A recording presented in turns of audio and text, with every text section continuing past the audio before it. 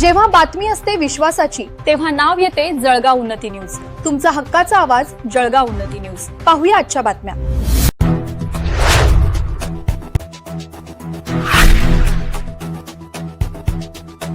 आषाढी एकादशी निमित्त कॅबिनेट मंत्री अदिती तटकरे यांचे मुक्ताई नगरात आगमन। आई मुक्ताईचे घेतले दर्शन। मुक्ताई नगर, अतिक खान। आषाढी एकादशी निमित्त राज्याच्या महिला व बाल विकास मंत्री अदितीताई तटकरे यांनी आज मुक्ताई नगर येथे पावन नगरीतील आई मुक्ताईच्या मंदिरात जाऊन दर्शन घेतले। यावेळी त्यांनी आई मुक्ताईच्या चरणी राज्याच्या सुख समृद्धीची तसेच जनतेच्या कल्याणाची प्रार्थना केली। मंदिर परिसरात भाविकांची मोठी गर्दी असताना मंत्री तटकरे यांनी भक्तांशी संवाद साधत आषाढी एकादशीच्या शुभेच्छा दिल्या। त्यांच्या आगमनावेळी स्थानिक पदाधिकारी, प्रशासनातील अधिकारी, कार्यकर्ते व भाविक मोठ्या संख्येने उपस्थित होते। आषाढी एकादशी निमित्त मुक्ताई मंदिर परिसर भक्तिमय वातावरणाने नटला असून राज्याच्या महिला व बाल विकास मंत्री अदिती तटकरे यांच्या भेटीमुळे भाविकांमध्ये विशेष उत्साहाचे वातावरण निर्माण झाले। काय सांगाल तुम्ही, आज आदिशक्ती मुक्ताईच्या दर्शनाला अतिशय सुमुहूर्त काढून आलेले आहेत। आज आषाढी एकादशी, खरं तर आपल्या माध्यमातून मी सर्वांनाच आषाढी एकादशीच्या खूप खूप शुभेच्छा देते।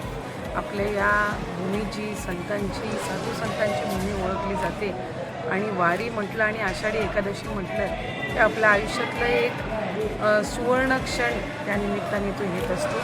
पंढररायाच्या आणि रखुमाईच्या दर्शनासाठी सगळेच आसुसलेले असताना आज खरं तर मला आदिशक्ती मुक्ताईचं दर्शन या शुभदिनी प्राप्त झालं, हे मी माझं भाग्य समजते।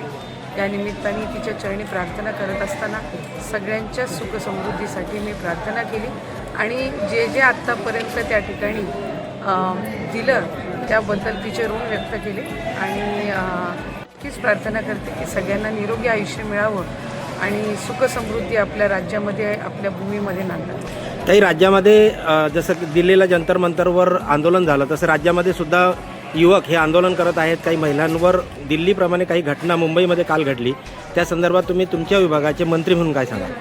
नाही, खरं तर तो पोलीस विभागाचा विषय आहे, पण एखाद्या महिलेसोबत अशा पद्धतीनं जर निषेधार्थ घटना झाली असेल तर त्याची मी निंदाच करीन।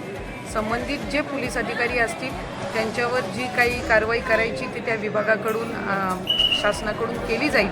पण आपण जर बघितलं तर वेगवेगळ्या ठिकाणी आंदोलनं झाली, पण पुणे असेल, मुंबई असेल, हा एक अपवाद जो निंदनीयच आहे। मी अजिबातही त्याचं समर्थन करणार नाही, कारण एक महिला आंदोलन करायला आलेली आहे आणि आंदोलन करायला आलेली असताना तिच्यासोबत असं निंदनीय घटना होणं हे अभिप्रेत नाही आणि ते निषेधार्हच आहे। पण पुणे असेल, इतर काही भागांमध्ये जिथे जिथे निदर्शन झाली तिथं पोलीस विभागाने तितकंच सहकार्यसुद्धा या आंदोलकांना केलेलं आहे।